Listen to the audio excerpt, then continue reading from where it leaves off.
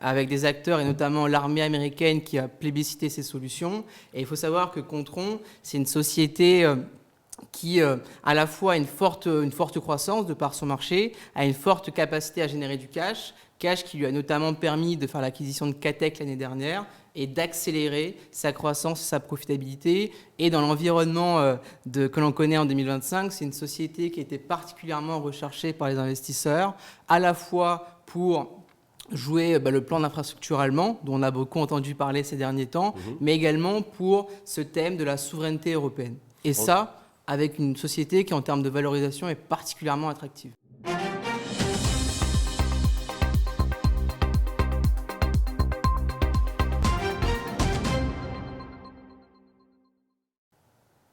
Bonjour, bienvenue sur SR TV dans notre émission Bourse où les gérants viennent nous partager leurs convictions du moment. Aujourd'hui, c'est Laurent Trullest, gérant analyste chez Dorval Asset Management que nous recevons. Laurent, bonjour. Bonjour Stéphane, merci. Mais j'en prie, deux mots peut-être sur Dorval AM, pour ceux qui ne connaissent pas, ils ne sont pas nombreux, mais ça peut exister. Oui, déjà, merci de me réinviter dans cette émission Bourse. Dorval Asset Management, c'est une société de gestion agréée par l'AMF depuis 1993, bien connue, également qui appartient au groupe bancaire Banque Populaire Caisse d'Épargne et qui gère à fin 2024 un peu plus de 1,1 milliard d'euros. Dorval Asset Management propose une gestion active de conviction, orientée autour de 3 expertises qui répondent aux attentes de la gestion patrimoniale et aux différents profils de risque de l'investisseur avec de l'allocation d'actifs, de la gestion action européenne et une gestion à impact environnemental. Notre approche consiste à conjuguer la macroéconomie, la microéconomie, les niveaux de valorisation et la dynamique des marchés avec l'analyse extra-financière. À ce sujet, tous nos fonds bénéficient du label ISR et sont à minima article 8 de SFDR. Et pour ma part, je suis tout particulièrement en charge de la gestion de notre fonds climat, Dorval European Climate Initiative, qui est quant à lui article 9 de SFDR et qui bénéficie de la double labellisation ISR et Greenfin. Et on va l'illustrer avec les 3 valeurs que vous avez choisies aujourd'hui. On va commencer avec une société allemande, c'est un fournisseur mondial de solutions IoT, c'est Kontron. Exactement. K-O-N-T-R-O-N. On va demander d'épeler bien les noms des sociétés. Exactement, donc toutes ces valeurs que je vais vous parler aujourd'hui figurent dans les convictions de notre fonds. Et pour commencer par Kontron, c'est une entreprise allemande de solutions pour l'IoT, donc l'Internet des objets, avec à la fois une expertise de premier plan et une solution logicielle propriétaire pour adresser ces marchés de niche, avec par exemple la mobilité, le pilotage et la gestion des trains à grande vitesse, la mobilité avec par exemple des bornes de recharge électrique ou encore des onduleurs solaires. Kontron, en quelques chiffres, c'est 7500 collaborateurs, principalement des ingénieurs, c'est 4500 clients à travers le monde, c'est quasiment 2 milliards de chiffre d'affaires attendus sur 2025 pour une capitalisation boursière de 1,5 milliard d'euros. Kontron a la particularité d'avoir déjà déployé à travers le monde plus de 1 million d'objets connectés et il faut savoir que ce marché est particulièrement dynamique puisque c'est un marché en croissance de près de 30% chaque année. Et au niveau concurrentiel ? Oui, de ce côté-là, ce qui est intéressant, c'est que c'est l'un des rares acteurs à adresser ce marché en Europe, avec notamment des gains de part de marché à l'international, et tout particulièrement aux États-Unis, avec des acteurs et notamment l'armée américaine qui a plébiscité ces solutions. Et il faut savoir que Kontron, c'est une société qui à la fois a une forte croissance de par son marché, a une forte capacité à générer du cash qui lui a notamment permis de faire l'acquisition de Catec l'année dernière et d'accélérer sa croissance, sa profitabilité. Et dans l'environnement que l'on connaît en 2025, c'est une société qui a été particulièrement recherchée par les investisseurs, à la fois pour jouer le plan d'infrastructure allemand, dont on a beaucoup entendu parler ces derniers temps, mais également pour ce thème de la souveraineté européenne. Et ça, avec une société qui, en termes de valorisation, est particulièrement attractive. Voilà, en termes de valo, de comparable, Oui, en termes de valorisation, si on regarde en absolu, on est à 13 fois les résultats, 12 fois sur le EV sur EBIT. Donc c'est une valorisation particulièrement attractive sur un nom technologique de cette qualité qui plus est. Alors, deuxième valeur, c'est Konecranes, j'appelle aussi K-O-N-E-C-R-A-N-E-S.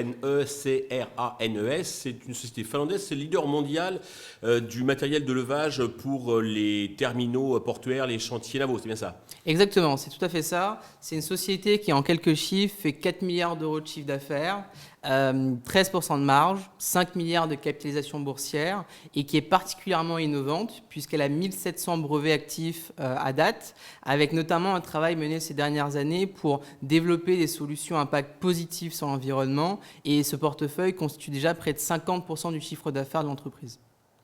Qu'est-ce qui vous plaît ? Ce qui nous plaît déjà, c'est la position de leader que cette société occupe dans tous les marchés qu'elle adresse, avec une visibilité qui a été renforcée par les activités de service, et notamment avec un carnet de commandes qui est bien garni, puisque c'était 3 milliards d'euros à la fin 2024. Et c'est une société qui gagne des parts de marché, avec notamment les ports qui ont cette nécessité de renouveler leurs équipements, à la fois pour répondre à cette nécessité de décarboner leurs activités, mais également pour faire face à des volumes au sein des ports qui sont toujours de plus en plus importants. Et à ce sujet, dans quelques jours, la semaine prochaine, la société tiendra sa journée investisseur, qui sera l'occasion pour l'entreprise de donner plus de perspectives à moyen terme pour l'entreprise. Et tout ça n'est pas encore pricé ?